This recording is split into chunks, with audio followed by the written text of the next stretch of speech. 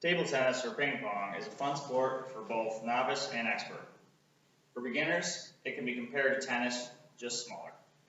It's a practical sport that can be played anywhere with enough space. It can be played at home, work, even while you're deployed like me. We're going to discuss some key things, key terms, and key dimensions that you might need to know if you're new to this sport. Here is a diagram I got from www.npen.org, and as you can see, or you might not be able to see, the width of the table is 5 foot, the length is 9 foot, with a net with a height of 6 inches, and the table itself is 2.5 inches tall. The paddle has no particular dimensions required. You can use as big or as small paddle as you can use, and the ball has to be 4 centimeters in diameter. Some of the rules I'll be discussing for the game of ping pong are coming straight directly from the International Table Tennis Federation Handbook. Some of the key terms we'll be discussing today are a server, a receiver, the end line. This is this line right here. This is the furthermost point on the actual board that you could score a point. The let, the point, and the railing. The server is as simple as it sounds. It's the first person to make contact with the ball in gameplay. The receiver is the second person who makes contact with the ball. I already told you the end line, that's basically out. A let, we'll talk about more later. A point and a rally, those are how to make points. Points are gained unless a rally ends with a let. If the server fails to make a correct serve, that would be a point for the other person. If a ball makes contact with anything besides the net before being struck by an opponent, I'm not sure what you would hit, maybe your other serving hand, I'm going to get that out. If the ball makes contact with the net and goes over the other end, or simply if the ball passes over the end line without touching it, that would be a point for him. Now let me show you an example of that actually. Can I see it better? That was bad. Can I see this ball? Very first thing. Alright, so here's the ball.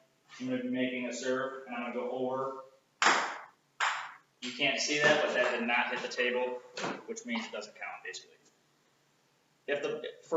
When we're talking about lets, if a ball touches the net assembly but is otherwise correct, so therefore if it hit the net and touched the side of the court, staying in play, that would be a let. I would get another shot at that.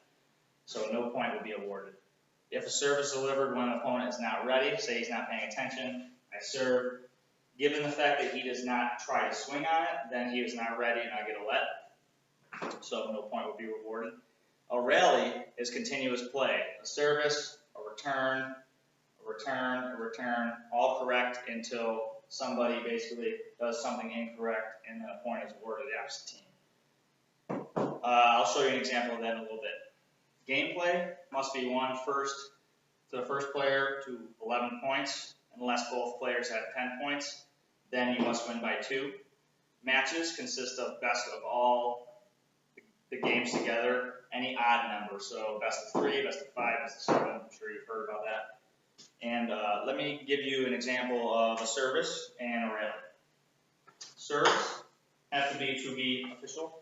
They have to be placed, the ball has to be placed in the palm of your hand with your fingers open.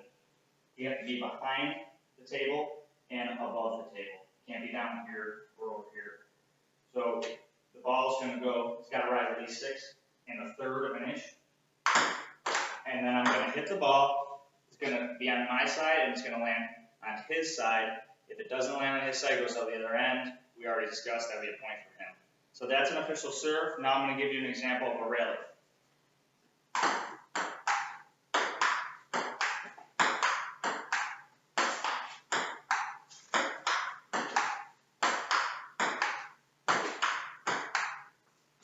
Alright, I was going to say that could go on forever. But that's an example of a rally. As you can see, ping pong is a fun game. Table tennis is a fun sport that can be enjoyed by anyone of any skill level.